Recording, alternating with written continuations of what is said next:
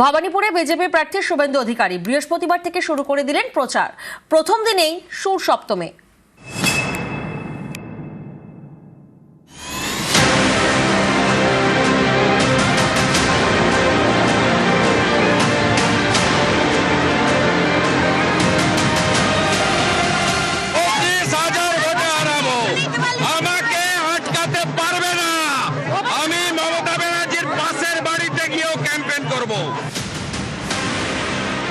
Heavyweight কেন্দ্র ভবানীপুর, মমতা বন্দ্যোপাধ্যায়ের কেন্দ্র।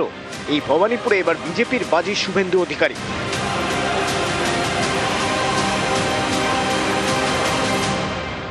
বৃহস্পতিবার থেকে শুরু করে দিলেন প্রচার। ভবানীপুরের চক্রবেড়িয়ায় প্রথম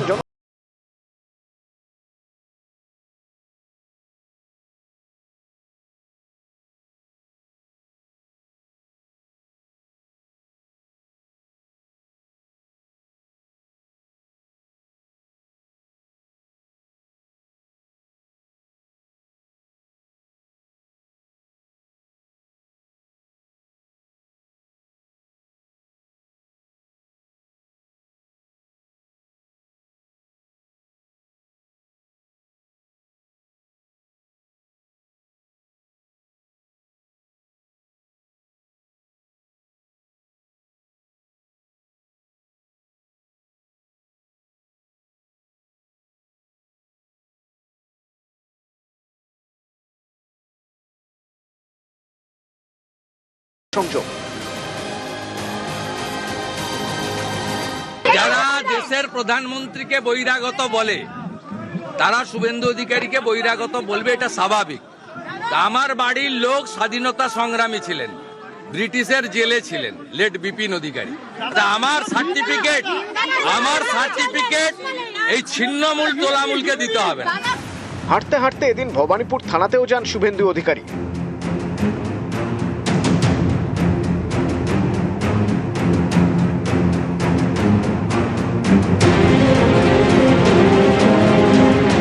পুলিশকে মিসইউজ করবেন না বলে গেলাম আমি, আমার কাছে রেকর্ড আছে। প্রেমজিৎ বিশ্বাসকে বলে গেলাম তৃণমূলের কথাই করবেন না। আর আমি ক্যান্ডিডেট ফ্রি মুভ করব, যেখানে অবস্ট্রাকশন করবেন গাড়ি ঘুরিয়ে।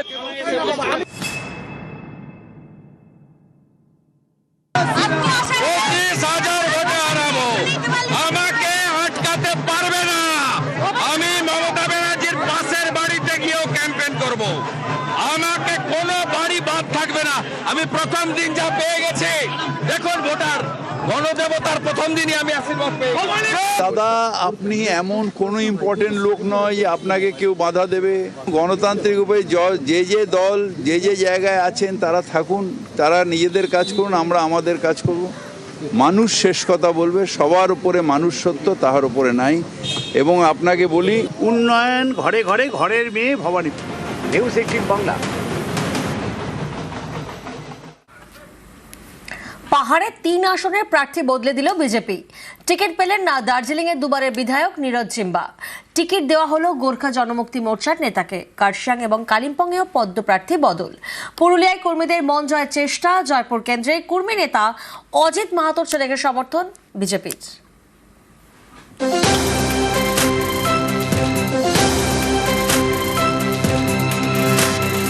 পাহাড়ে 3টি বিধানসভা আসন, দার্জিলিং, কার্শিয়াং ও কালিম্পং। এই 3 কেন্দ্রেই প্রার্থী বদলে দিল বিজেপি। দার্জিলিং এর দুবারের বিধায়ক নীরজ জিম্বা, জিএনএলএফ এর নেতা, এবার তাঁকে টিকিট দেয়নি বিজেপি। দার্জিলিং এ বিজেপির টিকিটে লড়বেন নমন রায়, যিনি গোর্খা জনমুক্তি মোর্চার নেতা। राजनीति में कभी 2 कदम आगे 3 कदम पीछे लेना पड़ता है, क्योंकि हमारा एमएलए के ऊपर तो इलेक्टोरल अलायंस नहीं है, हमारा तो बीजेपी के साथ मुद्दा के ऊपर अलायंस है। तो 2 बार मेरे को तो टिकट दिया था, 2 बार जनता ने भी मेरे को विजय तुलाया था। तो ठीक है, इस बार नहीं दिया है तो दूसरे कोई और को दिया है। हाँ, गठबंधन जरूर रहेगा। 2021-এ কার্শিয়াংয়ে জেতেন বিজেপির বিষ্ণু প্রসাদ শর্মা। গত ফেব্রুয়ারিতে তিনি বিজেপি ছেড়ে তৃণমূলে যোগ দেন।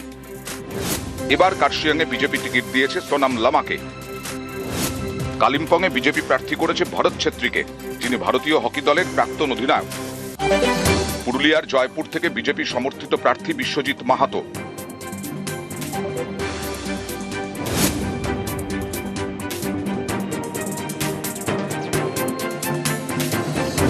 পুরুলিয়ায় প্রায় 23% কুর্মী ভোট। এই কুর্মীদের মন পেতে তাদের নেতা অজিত মাহাতোর ছেলে বিশ্বজিৎ মাহাতোকে সমর্থন করছে বিজেপি। বিশ্বজিৎ দাঁড়িয়েছেন জয়পুর কেন্দ্র থেকে। বিশ্বজিৎ মাহাতোর নানা মন্তব্যে বিতর্ক হয়েছে। অনেকের মতে এই কারণেই বিজেপি সরাসরি তাদের টিকিট না দিয়ে সমর্থন জানাচ্ছে। আমি মানুষের জন্য কাজ করতে চাই, আমাকে সুযোগ করে দিয়েছে, ওই জন্য বিজেপি পার্টিকে অশেষ ধন্যবাদ। এটা দেশের সব থেকে বড় পার্টি, স্বাভাবিক এটা কাজে লাগবে। আমার জয়পুর বিধানসভায় আজ পর্যন্ত যেটা হয়নি, আমি সেই রেকর্ড ভোটে জিতবো। এদিনের প্রকাশিত তালিকায় একাধিক হেভিওয়েট প্রার্থী রয়েছেন, যেমন মানিকতলায় বিজেপি প্রার্থী তাপস রায়। কোনো লড়াই কঠিনও নয়, সহজও নয়, লড়াই। এটা 14th ইলেকশন হবে আমার, সুতরাং মানুষের কাছে যাব সরকারের ব্যর্থতাকে নিয়ে। নোয়াপাড়ায় বিজেপি প্রার্থী অর্জুন সিং। তৃণমূল পার্টিটাই চলছে গুন্ডা আর পুলিশের ভরসা। নোয়াপাড়া মানুষ এইসব ধরনের লোককে পছন্দ করে না। 200% কনফিডেন্স ও লড়াইতে যে নেই, ও লড়াইতে মানে থাকার যোগ্যও নেই। সোনারপুর দক্ষিণে রূপা গঙ্গোপাধ্যায়। সোনারপুরে মানুষ আমাকে আন্দোলনেও দেখেছে।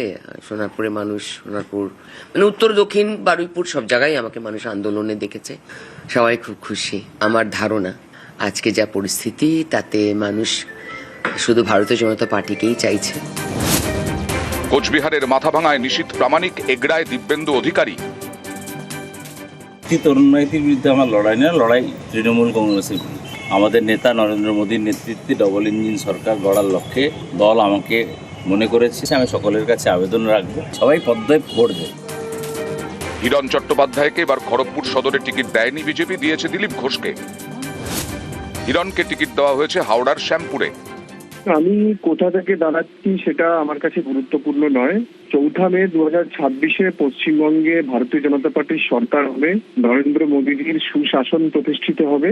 সেইটা আমাদের সবার লড়াই, সেটাই আমাদের সবার বড় চ্যালেঞ্জ। যাদবপুরে বিজেপির প্রার্থী টেলিভিশনের অভিনেতা সটবরী মুখোপাধ্যায়। নিউজ 18 বাংলা। মালবাজারে বিজেপি অফিসে ভাঙচুর, আগুন, প্রার্থীর নাম ঘোষণা হতেই বিক্ষোভ, আগুন ধরিয়ে দেওয়া হয়। মালবাজারে বিজেপি প্রার্থী শুক্রা মুন্ডার নাম ঘোষণা হতেই শুরু হয় বিক্ষোভ।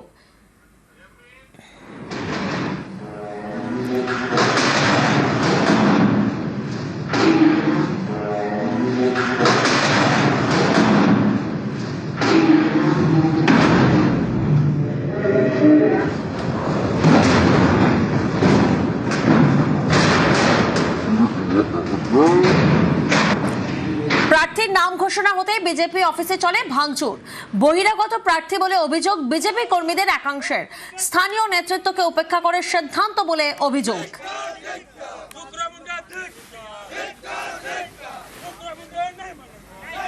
हम लोग का दावी है कि यहाँ जो अभी कैंडिडेट डिक्लेरेटिव हुआ है उसको चेंज किया जाए और हम लोग का माल विधानसभा का अंतर्गत में जो भी कैंडिडेट होगा उसको समर्थन हम लोग करेंगे। हम लोग का माल विधानसभा का कैंडिडेट नहीं होकर दूसरा विधानसभा का कैंडिडेट आएगा, इसीलिए ये आंदोलन चल रहा है। उसके लेके हम लोग घोर विरोध करता है, राजी नहीं है यहाँ का संगठन।